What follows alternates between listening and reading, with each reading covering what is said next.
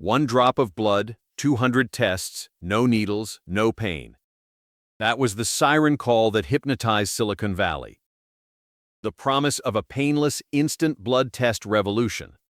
Except there was one glaring problem: the machine didn't work.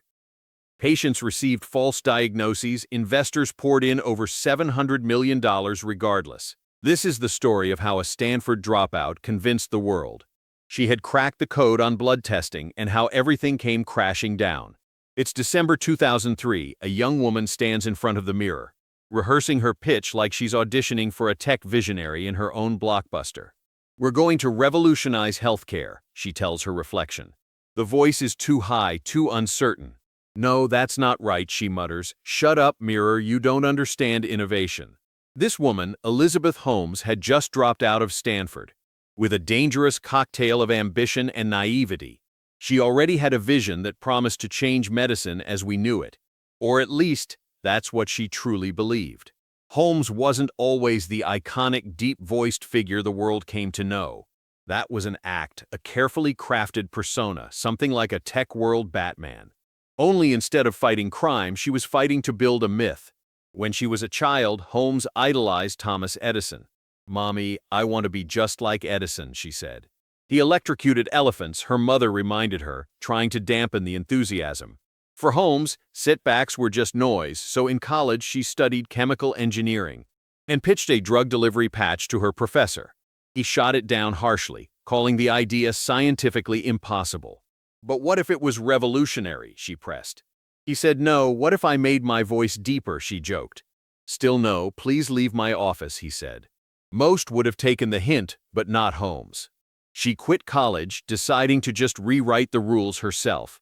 Because apparently, if you can't survive Chemistry 101, the logical next step is to declare war on medicine itself. Holmes named her company Theranos, a mashup of therapy and diagnosis. The pitch was irresistible. Imagine running tests for cancer, diabetes, and STDs, and dozens of other diseases with a tiny prick of your finger. No more needles, no more vials of blood, no more waiting days for results. It was pure Silicon Valley fantasy fuel, a young genius with a grand idea. But here's the catch. Holmes never explained how the machine actually worked. When pressed, she would wave away questions with the promise of advanced science, or she would just call it revolutionary technology. The reality is no one knew, and no one was allowed a peek inside. Explaining the science was apparently optional if your vision was grand enough. Money started flowing like water from a burst fire hydrant. Holmes assembled a board that looked more like a secret government task force, prepping for doomsday rather than a startup leadership team. Former secretaries of state like George Shultz and Henry Kissinger, and a bunch of four-star generals. These were power players, not scientists. Many couldn't tell the difference between a USB port and a coffee cup holder. They didn't understand the technology, but they understood influence. And Holmes spoke their language perfectly.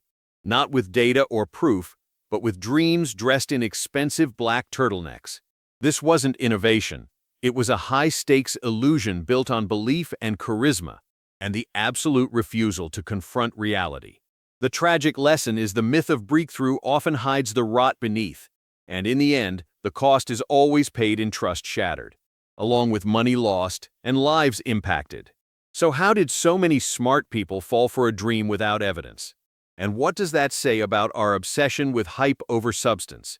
Stick around, this story is just beginning and the fallout is far from over. What do you think makes us so ready to believe a story? A story that is just too good to be true? Step inside Theranos headquarters and you'd find everything a startup is supposed to have. Sleek glass walls, biometric scanners, and a minimalist design. A design that screamed disruption but whispered chaos. Behind locked doors, their so-called crown jewel sat quietly. A device named Edison claimed to be the holy grail of blood testing. The promise was staggering. Over 200 tests performed accurately. From a single drop of blood, no needles, no pain. But in reality, the machine was a ticking time bomb of failure. It barely managed a dozen tests on a good day, sometimes just one. And even those results were wildly unreliable. Engineers who poured months into redesigning parts found their work shelved, ignored like rejected homework. One joked darkly about the Edison machine. The only predictable thing was how unpredictably it would fail. Meanwhile, investors kept pouring hundreds of millions in cash, fueled not by results, but by carefully crafted illusions. When potential investors arrived for demonstrations, patient reality was swapped for theater. The Edison would be polished and primped like a prop in a high-budget play. Staff rehearsed every movement like actors delivering a scripted show. The blood samples weren't tested by Edison at all. Behind the scenes, conventional laboratory equipment hidden in back rooms ran the actual tests. Investors were shown flawless data, smiles exchanged, handshakes made, as if a miracle had just unfolded before their eyes. The truth was, it was nothing but an elaborate magic trick. Whispered conversations filled the hallways. Paranoia hung over the office like a storm cloud. One former employee described it as working in North Korea but with better snacks. Theranos didn't just fake its technology. It operated two entirely separate labs. One official, spotless, audit-ready, the perfect facade for regulators and press. The other was a chaotic, dysfunctional backroom where the real mess unfolded. The illusion was so tightly maintained that people inside the company were blind. Even board members like a former Secretary of State were blind to the deception. Even Tyler, an insider, saw fake demos firsthand, realizing the company's charade was more manipulation than medicine. On paper, Theranos was worth $9 billion, with Walgreens and Safeway set to install Edison machines nationwide, right alongside lottery tickets and energy drinks. But that valuation was built on smoke and mirrors. The investors' checks were bigger than most people's mortgages, written against a product that didn't exist in any meaningful way. The reality was that Theranos had engineered a masterpiece of deceit, selling the world a dream before the nightmare even began. Have you ever wondered how millions could flow into something utterly broken, with no one catching on until it was too late? What makes us so eager to believe the story we want to hear, rather than the uncomfortable truth staring us in the face? Behind the glossy facade of Theranos' headquarters, there was a harrowing divide. A pristine, regulator-approved lab designed to impress auditors, and a hidden, chaotic underbelly where reality lurked. The real lab was a mess of botched tests and manipulated data. They massaged the numbers until the results looked just right. When a test came back wrong, which was routine, they simply ran it again and again, until they got a number that fit the story they wanted to tell. Lab directors who dared to question or expose the flaws were labeled troublemakers, risking termination for holding a conscience. One seasoned pathologist who tried to raise concerns about patient safety was quietly forced out, only to die by suicide weeks later. His tragic end is the dark, human shadow behind the headlines and investor buzz, the silent cost of a system built on deception. Meanwhile, patients paid the price in confusion and fear. One woman was told twice she had HIV, a devastating false positive that upended her life. Another faced a phantom cancer diagnosis, turning her world upside down for nothing. There were false alarms of pregnancy and fake infections. Hormone levels wildly off base, all dismissed internally as mere anomalies. But for those affected, these were life-altering errors. When employees tried to raise alarms, they were told mistakes were part of the process, just part of moving fast and breaking things. Or worse, that they weren't allowed to ask questions at all. Secrecy wasn't accidental, it was built into the company's DNA. Every floor had locked doors, security checkpoints, and conversations were likely monitored. New hires were buried under non-disclosure agreements thicker than medical textbooks. Ask the wrong question and you were told you didn't fit the culture. Departments were deliberately siloed, engineers never spoke to lab staff, and lab staff couldn't talk to sales. No one had the full picture except Elizabeth Holmes, who orchestrated everything from behind the scenes. Standing behind her was Sunny Balwani, the CEO and Holmes's secret boyfriend. With zero medical or diagnostic experience, Balwani ruled through fear, shouting fits, legal threats, and a chilling ultimatum. If you don't believe in this company, you should leave. Many did, swiftly and silently, some after mere days. Chung raised concerns, only to have her emails ignored and her access revoked, pushing her quietly out the door. Schultz witnessed fake demonstrations and data manipulation firsthand. They weren't just uncovering a broken machine. They were exposing an entire system built on deception, a system that preyed on trust, hope, and ambition alike. Behind all the charismatic speeches and revolutionary promises stood a brutal reality. Very few actually owned the truth of the assets they claimed. The value was layered not in innovation or tech, but in carefully curated illusions that extracted millions from investors and devastated patients. The story of Theranos is, at its core, a brutal lesson in who really profits when a system is built to sell belief instead of proof, and who is left to pay the cost.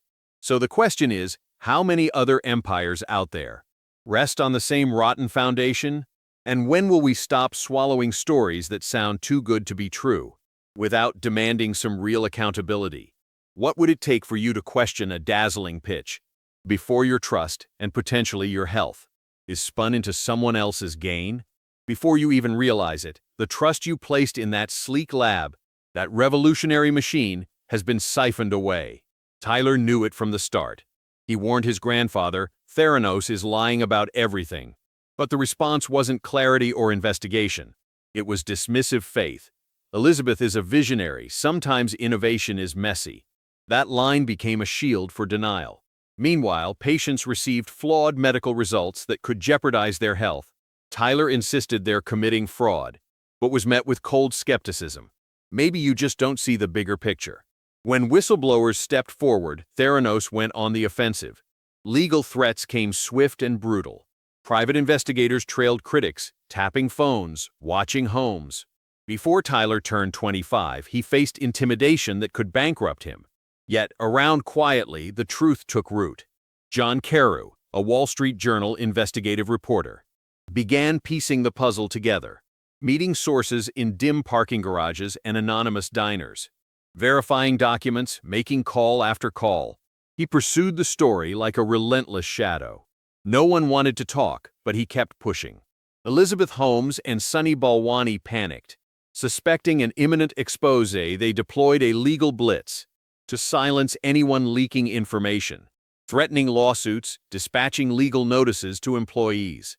But the Wall Street Journal's October 2015 article finally cut through the smoke and mirrors. The truth came crashing. Theranos wasn't using its technology for most blood tests. Their Edison device was a failure. Results were dangerously inaccurate, risking patients' lives. The myth of Elizabeth Holmes collapsed overnight. In public, Holmes denied everything fiercely, attacking Carew as a misogynist with a grudge. She appeared on CNBC preaching the familiar entrepreneurial narrative. First they think you're crazy, then they fight you, then you change the world. Behind that facade, panic spread uncontrollably. Walgreens halted their rollout and launched internal probes. Safeway, having sunk over $350 million into integration plans, pulled out completely. Doctors dropped trust in test results. Patients shared trauma from false diagnoses. Then came regulatory action in 2016. The Centers for Medicare and Medicaid Services carried out inspections that revealed a catastrophic failure.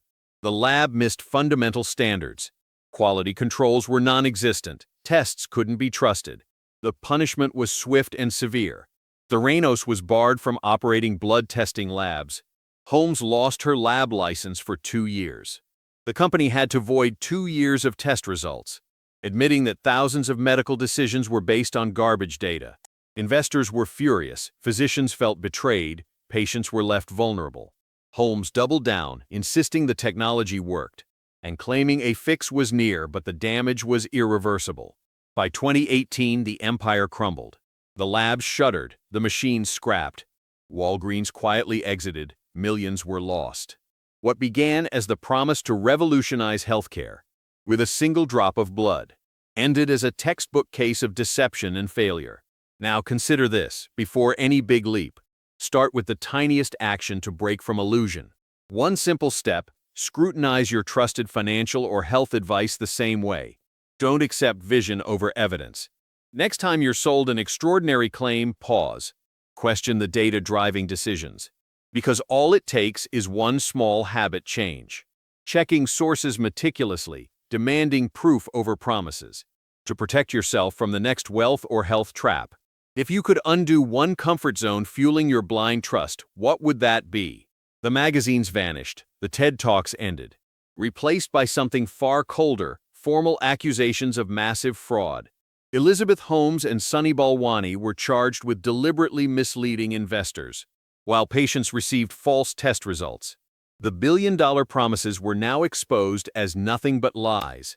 Holmes settled with the SEC, no admission of guilt, but she agreed to step down, pay a $500,000 fine, and face a 10-year ban from running public companies. For a moment, it seemed she might avoid harsher consequences. Then the Department of Justice filed criminal charges: wire fraud, conspiracy, each carrying up to 20 years behind bars. Suddenly, this case wasn't about money, it was about freedom. The trial dragged through pandemic delays and Holmes's pregnancy. When it finally began in late 2021, it felt like all of Silicon Valley was on trial. The prosecution peeled back years of deception. Former employees silenced. Investors sold pure fiction. Laboratory reports altered and sometimes forged outright. Holmes took the stand in a gamble her lawyers likely regretted. For 7 days, she tried to rewrite history, claiming she believed in the mission and never meant to mislead. Then she made it personal, accusing Balwani of controlling and abusive behavior, blaming him for decisions to defraud investors. The courtroom listened, riveted. Some saw bravery, others desperation. In January 2022, the jury delivered their verdict: guilty on 4 counts of investor fraud, acquitted on charges related to patient harm. The damage was irreparable. Balwani's trial followed. Unlike Holmes, he refused to testify. The evidence stood on its own: emails, presentations, doctored documents. He was found guilty on all 12 counts and sentenced to nearly 13 years in prison. By then, Theranos was long dead. The company dissolved in 2018, labs shuttered, machines scrapped, Walgreens quietly pulled out, investors lost hundreds of millions. Patients were left confused, some traumatized by false diagnoses. Elizabeth Holmes promised a revolution in medicine with a single drop of blood.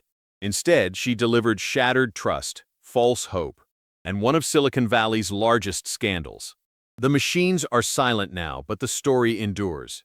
Not as a legend of innovation, but as a cautionary tale. It teaches what happens when belief replaces proof, when charisma substitutes competence, when one drop of blood becomes one lie. Holmes didn't start out trying to fool the world. She believed her own hype. For a while, so did everyone else. But in the end, extraordinary claims require extraordinary evidence. Theranos never had any. So here's the hard truth. No matter how appealing the promise, no matter how magnetic the founder, wealth built on deception is a house of cards. And if you want to protect yourself from plunging into that grim cycle, the best you can do is demand real proof, insist on transparency, and above all, recognize your right to walk away when the numbers don't add up. Because sometimes the power of exit, cutting your losses before the collapse, is the most valuable leverage you have. What's one small step you could take today to start rebuilding trust in your own financial journey?